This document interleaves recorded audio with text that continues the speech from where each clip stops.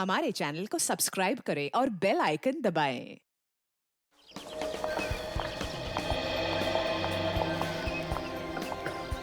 राहुल और जय, आज मैं इतना खुश हूं कि मेरे पास शब्द नहीं है बताने के लिए। अरे भाई 6 साल के बाद अपने दोनों बेटों को एक साथ देखने का, एक बाप को जो खुशी होती है ना, तुम उसका अंदाजा भी नहीं लगा सकते। बाबूजी, राहुल, जय, जल्दी आइए, खाना तैयार है। आप लोग भी प्लीज आइए। आओ बेटा, जल्दी आओ, खाना तैयार है। हाँ भाई मेरे मिक्की माउस। क्या खाएंगे गुड़िया? मिक्की बेटा आप क्यों? ये हलवा लीजिए ना, नीता ने खास आपके लिए ही तो बनाया है, लीजिए। अरे वाह। तो बेटा मिक्की, भूख लगी है ना? वाह क्या स्वादिष्ट हलवा है, मजा आ गया। बाबूजी, आज शिल्पा ने खाने में बहुत ज्यादा प्यार डाला है, इसीलिए खाना इतना टेस्टी लग रहा है सबको।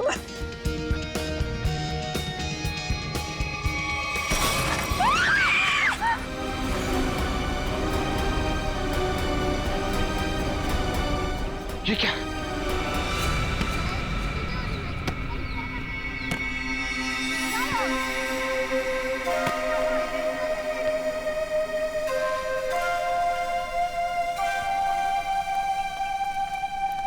अरे प्रकाश अंकल, आप यहाँ? अंकल नमस्ते। नमस्ते अंकल। नमस्ते। अंकल मैं तेज बीविंग में रहता हूँ। माफ करना बेटा, मेरा ध्यान कहीं और था। कोई बात नहीं। अंकल आप यहाँ धूप में अकेले बैठ के क्या कर रहे हैं? बेटा सुनील घर की चाबी देना भूल गया, पर फिक्र की कोई बात नहीं, वो आता ही होगा। अंकल तो हम सुनील जी को फोन लगा देते हैं, उन्हें तो आते आते शाम हो जाएगी। अरे नहीं, काम के वक्त उसको फोन करके परेशान मत करो। जैसी आपकी मर्जी अंकल, लेकिन कम से कम आप हमारे घर पे आके इंतजार कर लीजिए। नहीं मुझे चलेगा, मुझे अकेला छोड़ दो।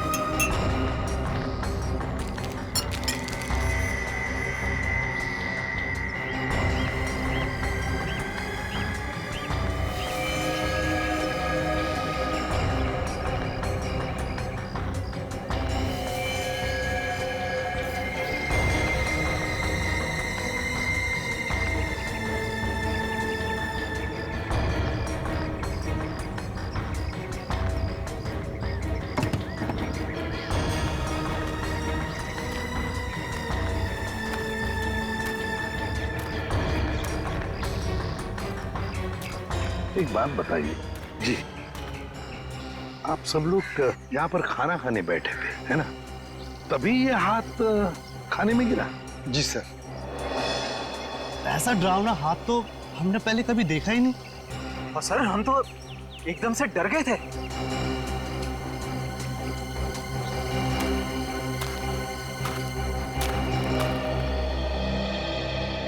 सर आपने हाथ तो देखा ही ना सर, गला नहीं है लेकिन खून पूरी तरह से सूख चुका है। बहुत बुरी हालत से काटा है ये हाथ। अगर ये हालत इस हाथ की है, वही सोच रहा हूँ जिसका ये हाथ काटा गया है उसके और शरीर के हिस्से का क्या किया होगा। सर क्या ये हाथ देख के हम पता नहीं लगा सकते कि ये आदमी का हाथ है या किसी औरत का हाथ है? ये तो सारुण के बताएगा, उसका काम है।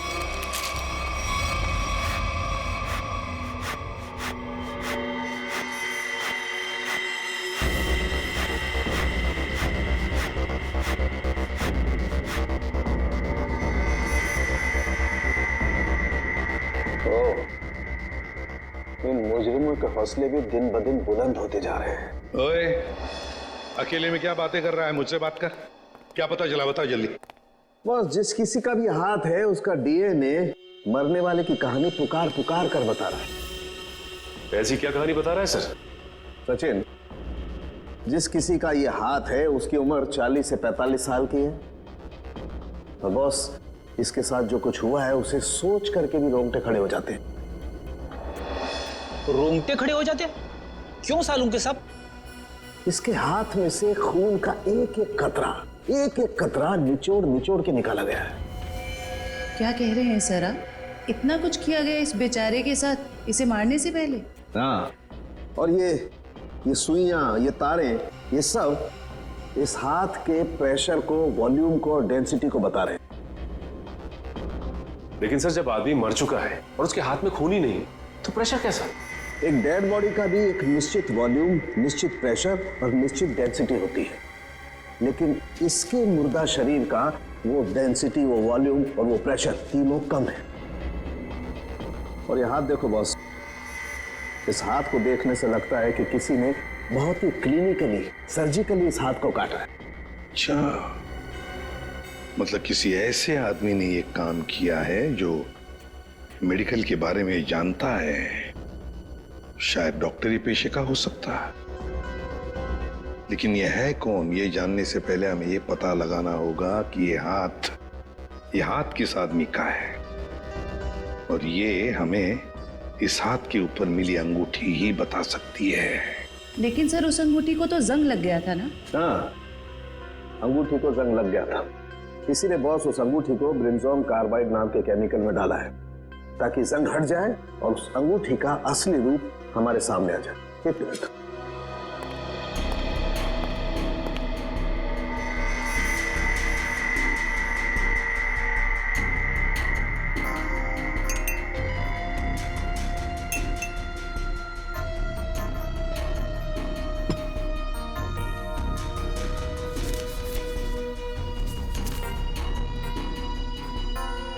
ये देखो बॉस,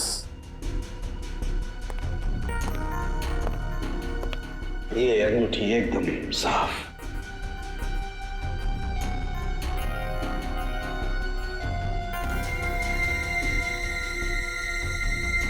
ये क्या है? इस अंगूठी के अंदर दो अल्फाबेट्स इनग्रेव किए हुए हैं, आर वी। सर, ये दो अक्षर आर और वी, इनसे कैसे पता चलेगा उस आदमी के बारे में? यही तो हमारा काम है ना फ्रेडी, पता लगाना। सिर्फ इन दो अक्षरों से, आर और वी। फ्रेडी, इससे भी छोटे सुराग से हमें पता चल सकता है मुजरिम कौन है। सर हो सकता है ये आरवी मरने वाले के नाम का इनिशियल हो सकते हैं, और सचिन ये भी हो सकता है कि वो इनिशियल्स आर वी पत्नी के भी हो। वो अंगूठी शायद शादी की अंगूठी हो। सर एक और बात, वो अंगूठी प्लैटिनम में बनाई गई थी। सर ऐसी अंगूठियां आसानी से बाजार में मिलती नहीं है, खास ऑर्डर देकर बनवाई जाती है। बिल्कुल सही। बस उस अंगूठी का फोटोग्राफ शहर में जितने भी जौहरी है उन सबको भेज दो। पता चल जाएगा किस जौहरी ने वो अंगूठी बनाई थी और किसके लिए। Are we. Yes sir. Sir एक बात समझ में नहीं आ रही कि अगर ये खूनी आरवी को मारना ही चाहता था तो आसान मौत भी तो दे सकता था, ये काटने की क्या जरूरत? सचिन मरने वाले की पहचान छुपाना चाहता था, वो पहचान छुपाना चाहता था। सर आपसे मिलने कुछ लोग आए हैं और वो कह रहे हैं कि अर्जेंट है। बुलाओ। आइए। नमस्ते सर। आइए, बताइए क्या बात है? सर एक बहुत ही बड़ी मुसीबत आ गई है, बस आप ही हैं जो हमारी मदद कर सकते हैं। मुसीबत? कैसी मुसीबत? सर हम लोग मोतीलाल नगर की रोज सोसाइटी से आए हैं। हमारे बिल्डिंग में एक बुजुर्ग रहते थे, प्रकाश जी। रहते थे मतलब? क्या आप नहीं रहते? सर कल तक तो थे, सोसाइटी के पार्क में बैठे हुए देखा था हमने उन्हें, बोरिया बिस्तर बांध के बैठे थे। तो आप लोगों ने जाकर उनसे पूछा नहीं कि क्या बात है, क्या तकलीफ है, हैं? पता नहीं सर, हमने उनसे पूछा तो कुछ अजीब सा बड़बड़ाने लगे। सर उनके बाहर बैठने की कुछ ना कुछ वजह जरूर है। क्या वजह हो सकती है? सर उनका सौतेला बेटा सुनील बहुत ही ज्यादा बदतमीज और झगड़ालू किस्म का इंसान है वो। सर हमें लगता है उसी ने ही सामान सहित अपने पिता को घर से बाहर निकाल दिया है। पता नहीं कहाँ होंगे वो। हो सकता है वो अपने ही घर वापस चले गए हों। घर में चेक किया आपने? हम लोग गए थे वहां पे, वो वहां नहीं थे, और हमने सुनील से पूछा तो उसने बोला कि उसे पता नहीं है। सर उससे उनकी कोई परवाह नहीं है। सुनील? हेलो, हाँ कहाँ पे? एक मिनट, आप क्या नाम बताया आपने? मालती? ठीक है, देखिए आप लोग चिंता मत कीजिए, आप सिर्फ उनकी फोटो भिजवाइए हमें, हम देखते हैं। सर, मालती नाम की हाउसवाइफ इंदिरा नगर से गायब है सर। इंदिरा नगर से मालती और मोतीलाल नगर से एक बुजुर्ग, दोनों के दोनों गायब है। इन दोनों के घर जाना पड़ेगा, पूछताछ करनी पड़ेगी।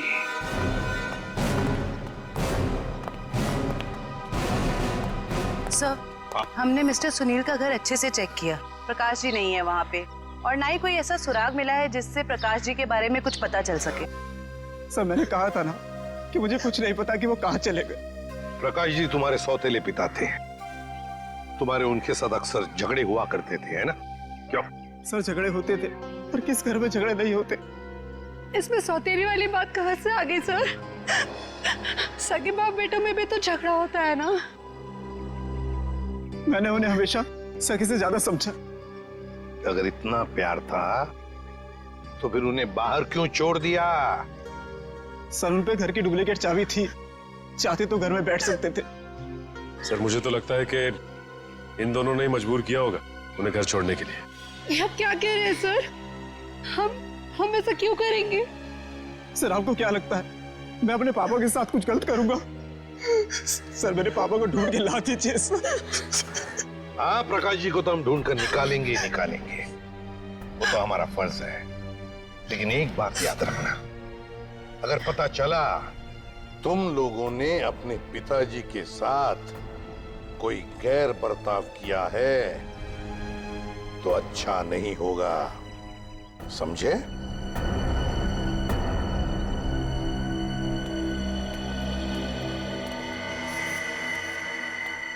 सर, ये वो लेटर है जो मालती छोड़ के गई थी।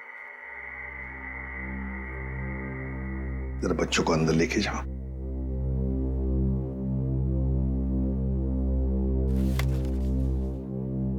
मैं मालती अपने पूरे होश में बिना किसी दबाव के ये खत लिख रही हूं। मैं अपनी रोजमर्रा की आम जिंदगी से इस घर गृहस्थी से तंग आ गई हूं और अपनी मर्जी से छोड़ के जा रही हूं। मुझे माफ कर देना विनय, माफ कर देना राहुल। कुछ दिन आप सबको बहुत तकलीफ होगी मेरे बिना, मगर फिर आदत पड़ जाएगी। मेरे वापस आने की उम्मीद मत रखना, हमारा साथ यहीं तक ही था। मालती। सर, ऐसे कैसे कोई पत्नी अपने बसे बसाए घर को छोड़ के जा सकती है? वही तो। वो मैं कल बच्चे को स्कूल छोड़ने गई थी ना, तब वो मुझे वहां मिली थी, तो मुझे उसका बर्ताव कुछ अजीब सा लगा। कुछ अजीब सा लगा मतलब? कैसा लगा आपको? मतलब वो बच्चे के सामने रो रही थी। सर, हमेशा अपना और पापा का ख्याल रखना। आप कहीं जा रहे हो क्या? मैं भी चलूंगा आपके साथ। नहीं बेटा, मैं कहीं नहीं जा रही। और रोते रोते उसने बच्चे को वैन में बिठाया और वो सब्जी लाने के लिए चली गई, और जाते जाते उसने अपना मोबाइल फोन भी तोड़ दिया। ये तो बड़ी अजीब बात है। कैसे गई वो वहां से? वो ऑटो से गई सर। और कहाँ गई, कुछ पता चला? मेरा मतलब है, क्या सुना आपने? नहीं, मैं सुन नहीं पाई सर। चलो ठीक है, thank you very much. Sachin, Motilal Nagar और इंदिरा नगर के जितने भी रिक्शा वाले हैं उन सबको प्रकाश जी और मालती के फोटोग्राफ्स दिखाओ। एक्सक्यूज मी भाई साहब, इस आदमी को आपने यहाँ कहीं देखा क्या? नहीं सर, इनको कभी नहीं देखा। अरे आप ध्यान से देख के बताइए, हो सकता है कभी आपकी टैक्सी में बैठे हो। टैक्सी में तो दिन भर में बहुत लोग बैठते हैं साहब, हर किसी का चेहरा याद रखना मुश्किल रहता है। शुक्रिया।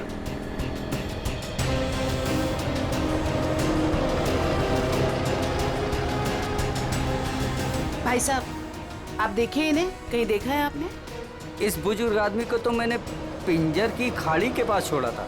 पिंजर की खाड़ी?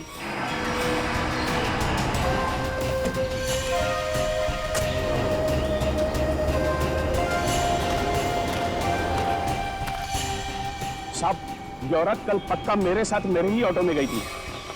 अरे मैडम, यहाँ इस सुनसान जगह पे कहाँ रुकवा दिया ऑटो? आगे सारा जंगल ही जंगल है। और साहब एक और बात बताऊं, वो औरत ना मुझे बड़ी अजीब सी लग रही थी साहब। पूरे रास्ते रोती हुई गई और मोटी डोंगरी की गुफा के पास इसने मेरी ऑटो रुकवाई और उतर के चली गई। मैंने कहा भी कि मैडम अपने बाकी के पैसे तो लेते जाइए, लेकिन उसने पीछे मुड़कर देखा ही नहीं, बस जंगलों की तरफ बढ़ती चली गई साहब। जी सर। अरे जयवंती, जरा देखो देखो जरा ये टैब में। मोटी दूंगी की गुफा और पिंजर की खाड़ी। सर ये दोनों इलाके तो गुलवाड़ी के जंगलों के आसपास हैं। काफी सुनसान इलाका लग रहा है सर। हाँ, इस इलाके में 20 किलोमीटर तो जंगल ही जंगल है, लेकिन ये दोनों ऐसे घने जंगल में उतरे क्यों?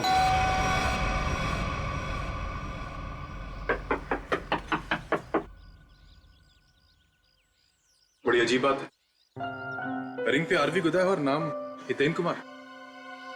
हो सकता है इस घर के किसी और सदस्य के नाम के इनिशियल्स हों ये, क्योंकि उस जौहरी को पूरा यकीन था कि इस रिंग का ऑर्डर इसी घर में से किसी ने दिया है। जी कहिए। नमस्ते, हम सीआईडी से। सीआईडी? अंदर आइए।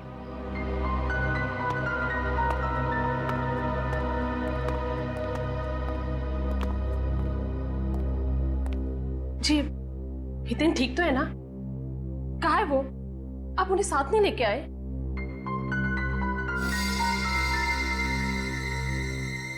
क्या आप इस अंगूठी को पहचानती हैं?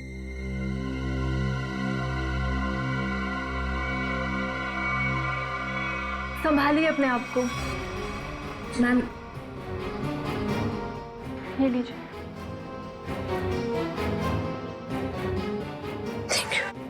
क्या आप बता सकती हैं कि इस अंगूठी पर जो आरवी इनिशियल्स बने हुए हैं, इनका क्या मतलब है? अपने माता पिता के नाम पे गुंदवाया था इन्होंने। ससुर जी का नाम राकेश था और सासू माँ का नाम विनी था। मुझे लग रहा था कि जरूर कुछ ना कुछ बुरा हो रहा है। हितेन कभी मुझे बिना बताए घर से गायब नहीं हुए। क्या आप मुझे उन्हें मिलवा सकते हैं प्लीज? मैम दरअसल हमें उनका कटा हुआ हाथ। बस कुछ मत बताइए, मैं और कुछ सुन नहीं सकती। मैं जानती थी हितेन जिस राह पे चल रहे हैं उसका अंत अच्छा नहीं होगा। हमें भी पता चल चुका है कि वो किसी गलत काम में शामिल थे, इसलिए आपने उनके गायब होने की रिपोर्ट नहीं दर्ज कराई। क्या आप प्लीज हमें पूरी बात साफ साफ बताएंगी? दरअसल इन्होंने अपने कंपनी से 10 करोड़ का घोटाला किया था। 10 करोड़ का घोटाला? इन्होंने वो पैसे कहीं और काम पर लगाए। पैसे तो डूब गए, लेकिन जब कंपनी ने उनके पास पैसे की डिमांड की तो उनके पास पैसे देने के लिए एक फूटी कौड़ी भी नहीं थी। फिर क्या, कंपनी ने इनके ऊपर केस कर दिया। हमारा घर नीलाम होने के कगार पर आ गया। मुझे लगा शायद इसलिए ये 3 दिन पहले घर से गायब हो चुके हैं। और इसलिए आपने उनके गायब होने की रिपोर्ट दर्ज नहीं कराई? नहीं, दरअसल अचानक मुझे इनके कंपनी से कॉल आया। किसी ने कंपनी की रकम चुकता कर ली है। मैं खुश हो गई कि शायद ही आप वापस आएंगे। 1 मिनट, वो 10 करोड़ रुपए जो हितेन ने कंपनी से चुराए थे वो किसी और ने चुकते किए? किसने? पता नहीं, किसी ने इनके कंपनी के अकाउंट में वो रकम डलवा दी थी और एक चिट्ठी छोड़ी कि ये रकम वही है जो हितेन ने उनकी कंपनी से ली थी। बड़ी अजीब बात है मैम, कोई और हितेन के पैसे क्यों चुकाएगा, वो भी 10 करोड़? इसके पीछे जरूर कोई गहरा राज है। मैम, आपके रिश्तेदारों ने या दोस्तों ने हितेन को ढूंढने की कोशिश नहीं की? कोशिश की न। हितेन की गाड़ी भी मिली गुलवाड़ी जंगल के पास, लेकिन हितेन का कुछ पता ही नहीं चला। गुलवाड़ी जंगल।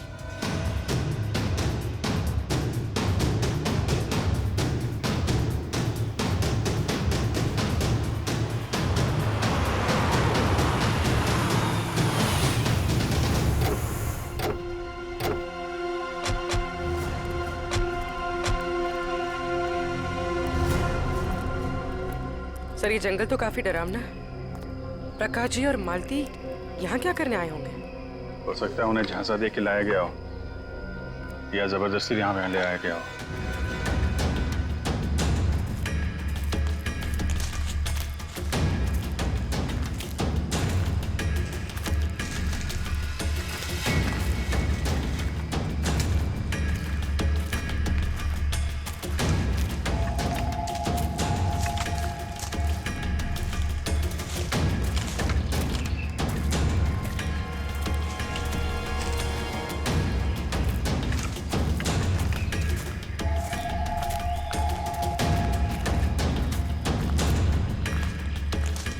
मिनट अभिजीत,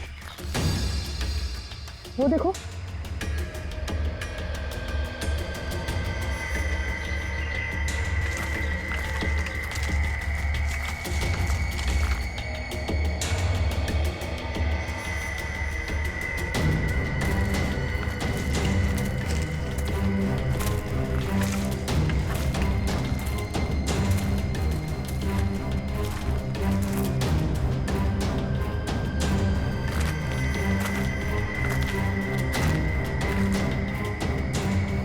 इतने सारे कपड़े, ये जूते, ओह माय गॉड, खून देखा? Oh no.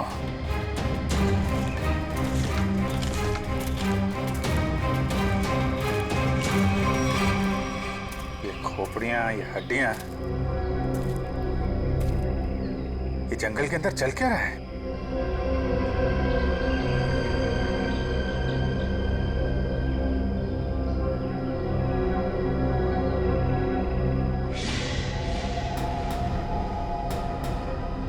कौन है? कौन है वहाँ?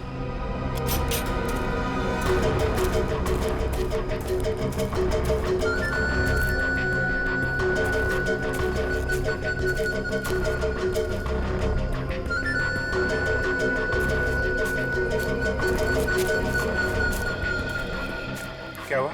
वहाँ तो कोई नहीं है सर। सर वहाँ पे कुछ था सर। सुनसान जंगल में कौन हो सकता है? ये तो सारे कपड़े, जूते और ये हड्डियों को देखकर लग रहा है कि अलग अलग उम्र के लोगों को शिकार बनाया गया है। बहुत खतरनाक अपराधी है। मासूम भोले भाले लोगों को यहाँ बुला के मार डालता है।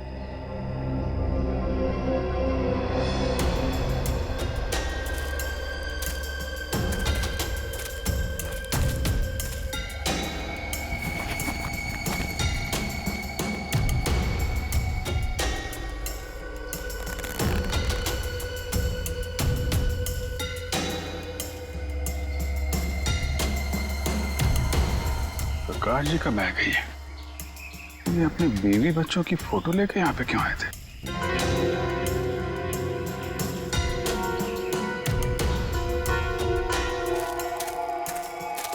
ए रुको। क्या हुआ?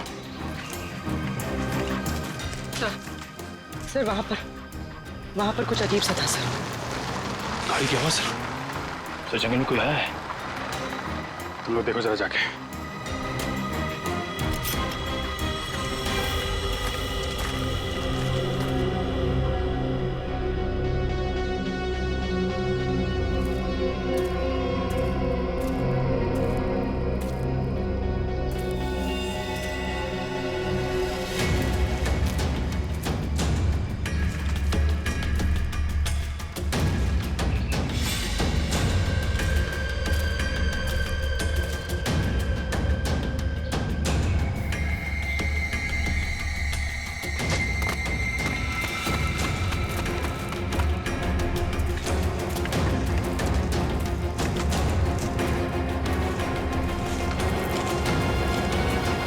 हितेन का कटा हुआ हाथ और उसकी गाड़ी मिलती है गुलवाड़ी जंगल के आसपास। समझ में नहीं आ रहा, पता नहीं क्यों सचे मुझे ऐसे लग रहा है कि हितेन का केस, मालती का केस और प्रकाश जी का केस, इन तीनों केसेस का आपस में कोई ना कोई संबंध है, कोई ना कोई संबंध है। सर प्रकाश जी और मालती के बारे में कुछ और पता चला है। क्या? सर ठीक हितेन की तरह ही प्रकाश जी और मालती दोनों कर्जे में थे। प्रकाश जी के बेटे को 5 लाख रुपए देने थे और मालती जी का घर गिरवी रखा था। सर दोनों के गायब होते ही इन दोनों का कर्जा किसी ने चुका दिया। हितेन भी कर्जे में था, मालती भी कर्जे में थी, प्रकाश जी भी कर्जे में थे। तीनों के तीनों गायब होते, तीनों के तीनों आखिरी बार दिखाई पड़ते हैं गुलवाड़ी जंगल के आसपास। काम करते हैं उस लाइन पर, गुलवाड़ी जंगल के लाइन पर जितने भी ऑटो रिक्शा वाले और टैक्सी वाले धंधा करते हैं, सबको यहां लेकर आते हैं। सब हम लोगों को क्यों बुलाया? इसलिए बुलाया है कि हमें तुम लोगों की मदद चाहिए। हम क्या मदद कर सकते हैं साहब आपकी? देखो, खैर गांव से गुलवाड़ी के जंगल के रास्ते पर तुम लोग अपनी अपनी गाड़ियां चलाते हो, है ना? साहब टैक्सी तो पूरे शहर में घूमती है। हाँ, लेकिन सारी टैक्सियां गुलवाड़ी भी नहीं जाती। सिर्फ वही गुलवाड़ी जाती है जो खैर गांव से होकर जाती है। हाँ साहब, गुलवाड़ी पर आकर तो रास्ता ही खत्म हो जाता है, उसके बाद तो घना जंगल आता है साहब। बस तो उसी जंगल के बारे में हम लोग जानना चाहते हैं। वैसे वो रास्ता बहुत सुनसान है ना? हाँ साहब। तो फिर ऐसे सुनसान रास्ते पर ज्यादा लोग तो जाते नहीं होंगे, गिने चुने ही लोग जाते होंगे, है ना? हाँ साहब, बिल्कुल। तो एक बात बताओ, पिछले 2-3 महीनों में क्या तुम लोग किसी पैसेंजर्स को उस रास्ते पर लेके गए थे? याद करो। हाँ साहब, मुझे याद है साहब। मैंने पिछले 3 महीनों में उस रास्ते पर 2 अलग-अलग लोगों को छोड़ा है। मैंने भी एक सवारी को छोड़ा था साहब पिछले महीने। साहब पिछले महीने मैंने भी एक सवारी छोड़ी थी, वो एक आदमी था। तो क्या उन लोगों के चेहरे याद आ रहे तुमको? साहब चेहरा तो नहीं याद, पर उसकी बातें जरूर याद है। बहुत परेशान था वो, किसी से फोन पे कह रहा था कि मैं आ रहा हूँ, कुछ परेशानी तो नहीं होगी ना? साहब मुझे याद आया, मालती जी के अलावा मैंने एक लड़की को भी छोड़ा था और वो लड़की पूरे रास्ते रोती रही। साहब मुझे तो लगता है कि वो लड़की घर छोड़कर भाग कर आई थी। हाँ साहब, और गुलवाड़ी के रास्ते पर उतर गई वो। मैंने अपने सवारी से बोला था यहाँ पर ऑटो और टैक्सी नहीं मिलेगा साहब, पर उसने कोई जवाब ही नहीं दिया। सर ये तो बिल्कुल प्रकाश और मालती के केसेस जैसा है। हाँ श्रेया, ये तीनों के तीनों केसेस एक जैसे ही हैं और जरूर और भी ऐसे केसेस होंगे।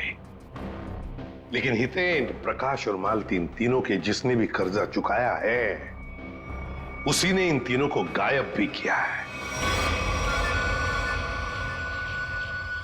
समझ में नहीं आ रहा है ये सब करने के पीछे ये खोने का मकसद क्या है? मकसद तो पता नहीं अभिजीत, लेकिन इतना जरूर कह सकती हूँ कि ये एक हॉट ब्लडेड मर्डर है। सोचा समझा किया गया अपराध जो किसी पढ़े लिखे आदमी ने किया है। पढ़े लिखे आदमी? ये देखो, इस खोपड़ी को किसी केमिकल में डुबो कर रखा गया था। केमिकल में? यहाँ जंगल में कोई लैब खोल के रखी है क्या उसने? हो सकता है। एक मिनट।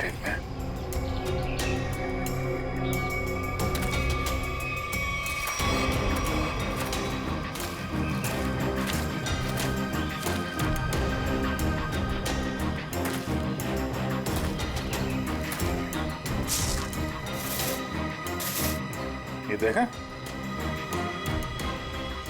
जंगल में पाइप कैसे आ गई? लेकिन नक्शा में तो कोई पाइप वगैरह नहीं थी। वही तो, कहीं ये पाइप भी उन अपराधियों ने तो नहीं लगाई है? काटो जरा से। निखिल, गाड़ी की आवाज उसी वक्त आई जब हम जंगल में थे। ये कोई संयोग नहीं है। मतलब मुजरिम को भनक लग गई थी हमारे जंगल में आने की। भले ही भनक लग गई हो, लेकिन हमारे हाथों से बचेंगे नहीं हमको।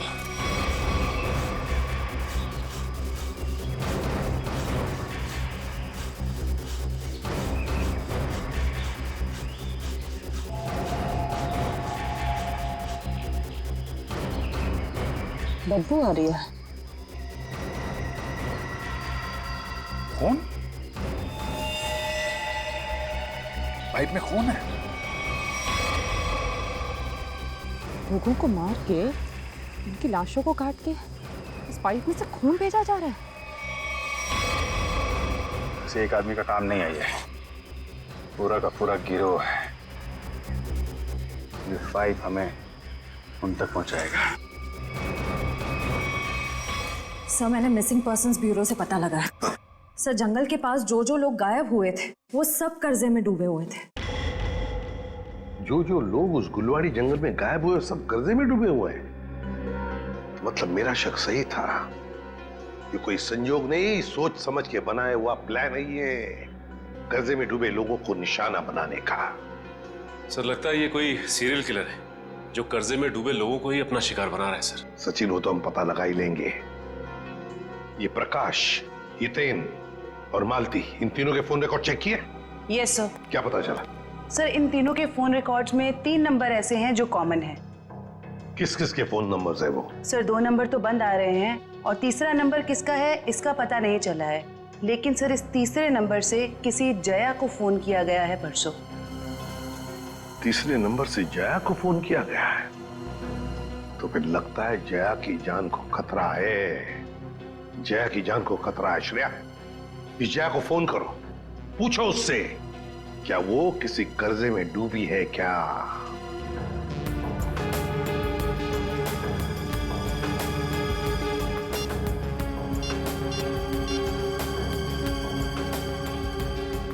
जया, निखिल ये देखो टायर के निशान। टायर के निशान?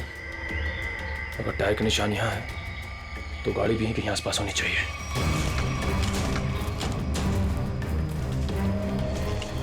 गाड़ी उस तरफ है,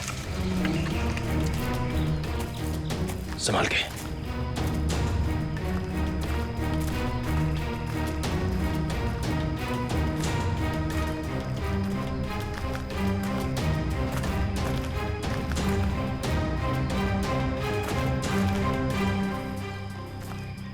यहाँ तो आसपास कोई नहीं है। इंजन अभी भी गर्म है, मतलब जो कोई भी इस जीप में आया है यहीं आसपास है। इतने सारे डब्बे हैं।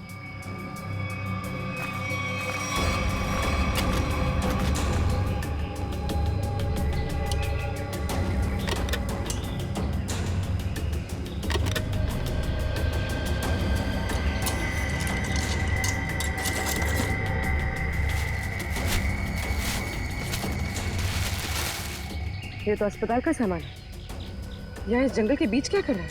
वही तो।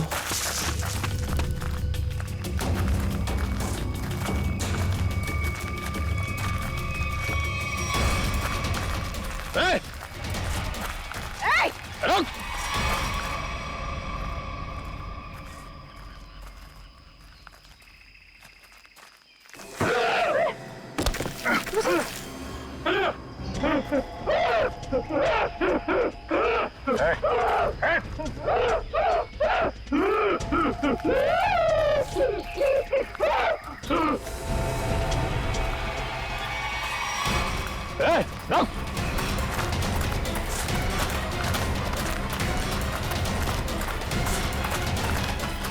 देखो क्या है, क्या बात है? हैं? तुम बोलो, क्या बोलना चाहते हो? कैसे ने तो तुमको नहीं मारा? मैं इसकी दिमागी हालत देख के तो नहीं लगता ये। देखो ठीक है तुम जाओ यहाँ से अभी। चलो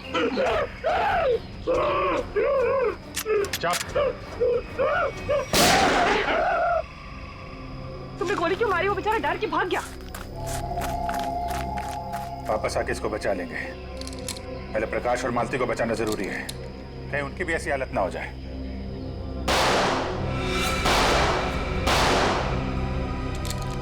गोली की आवाज?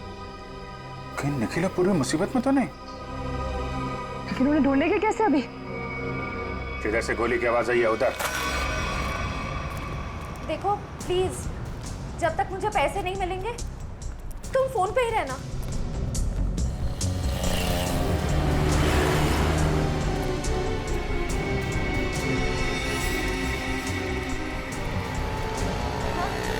मुझे दुकान दिख गई, मैं आ रही। नहीं, तुम फोन मत रखना प्लीज प्लीज, मैं पहुंच गई।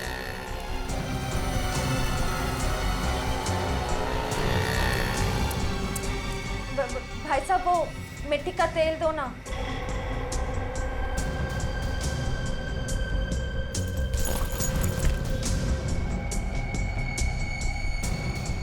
मैं सीआईडी ऑफिसर हूँ। सीधे से बता दे किसके इशारे पे तूने मुझे बैग दिया, वरना ससुराल की सैर करनी पड़ेगी। वो जा रहा है, नीली कमीज वाला, फोन पर। मैं हूँ रिशिता, वो ब्लू शर्ट वाला। बस बस बस बस, बहुत घूम लिया। तुम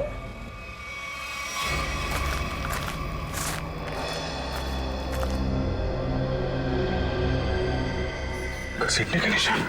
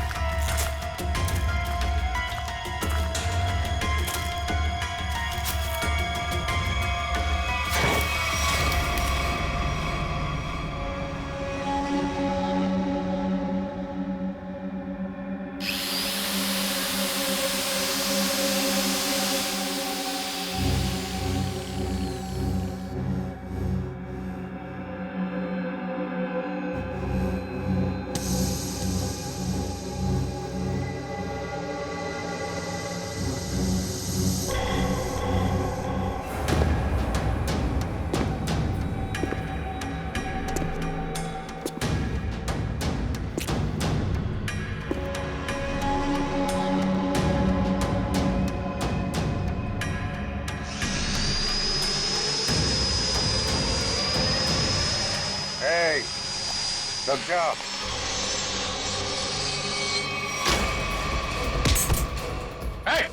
रुक जाओ, नहीं तो इसकी खोपड़ी उड़ा दूंगा।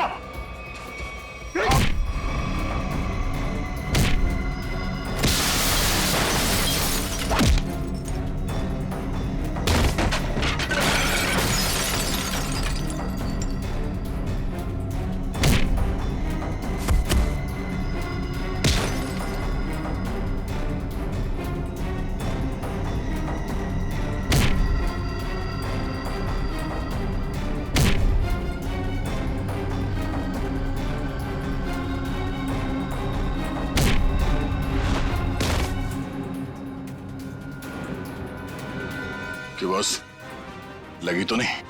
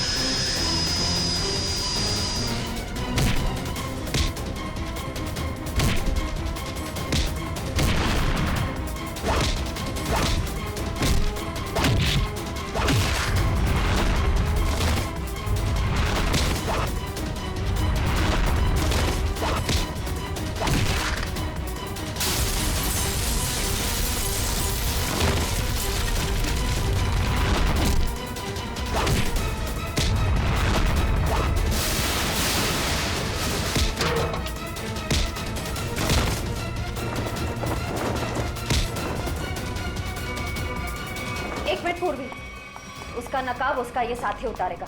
उतार उसका मास्क। सर, ये वो लेटर है जो मालती छोड़ के गई थी।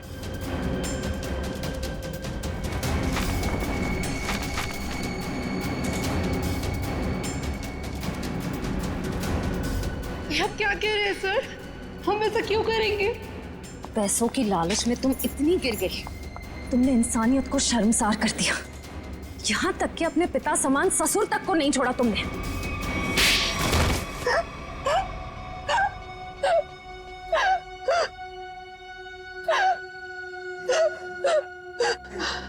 मैंने जो कुछ भी किया लोगों की मर्जी से किया और उन्हें उनके बलिदान का दाम भी दिया। गलत। लोगों की मजबूरी का नाजायज फायदा उठाया तुम लोगों ने। उनके शरीर के अंगों का काला कारोबार कर रहे थे तुम लोग। क्यों? क्योंकि आपकी सरकार ने मेरा डॉक्टर का लाइसेंस कैंसिल कर दिया था। कमाल है, तुम्हारा लाइसेंस रद्द कर दिया तो तुमने लोगों को मारना शुरू कर दिया।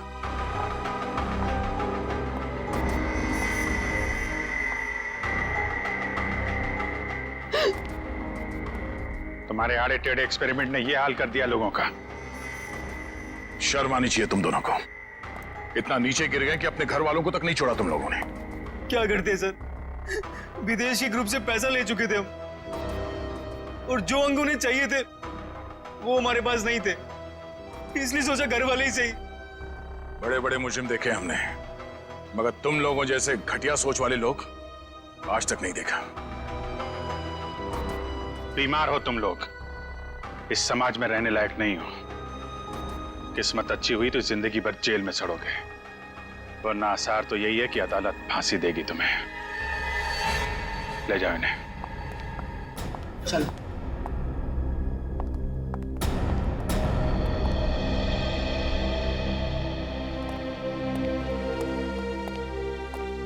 इनका किसी अच्छे अस्पताल में इलाज करवाते हैं। चलो। For more updates, subscribe to our channel, click the show links and enjoy watching the videos.